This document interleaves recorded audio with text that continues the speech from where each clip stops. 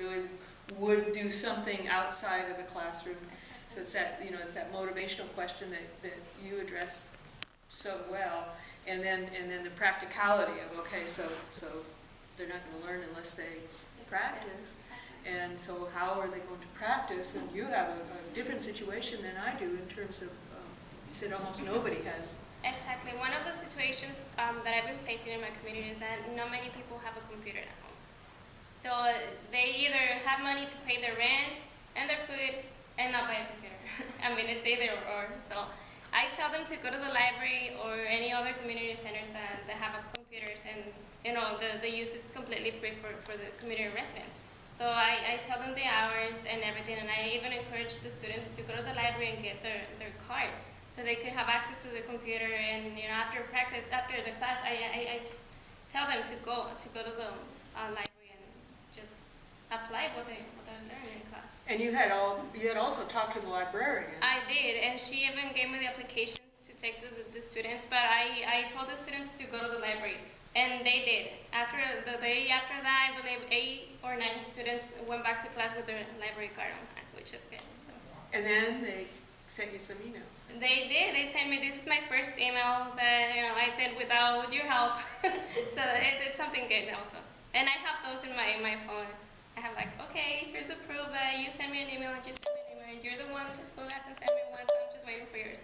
And that's a form to encourage the students to start practicing a little bit on their own. So yeah. Email was a big motivation for them to be. You show them the email, you show them the how easy it is to message somebody and yes. send a message, and that's one of the motivation that you guys found. Well, then then they have an assignment. At least that's what I'm doing. It sounds like what you're doing. And they really, if at all possible, need to send me an email by the next class. And then we talk about, if they don't have a computer at home, she's got the library, or like, do you have a friend? Some people have their kids have a computer, or whatever. And that kind of breaks a barrier. When they can, I just showed her an email.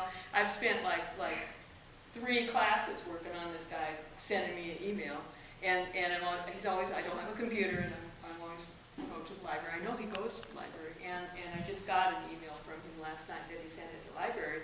From the library, and then I also got an email from the county librarian who said, "This is a miracle. We've been trying to get this guy to use a computer for years." So that was kind of cool, and that was a big hurdle for him. That's an impact story. That's an impact story that should show up on a weekly report. Oh, okay, so I've got the emails to prove it, and I'm trying to get them to sign an agreement, so that's good. And I mentioned I had this idea, because we both talked about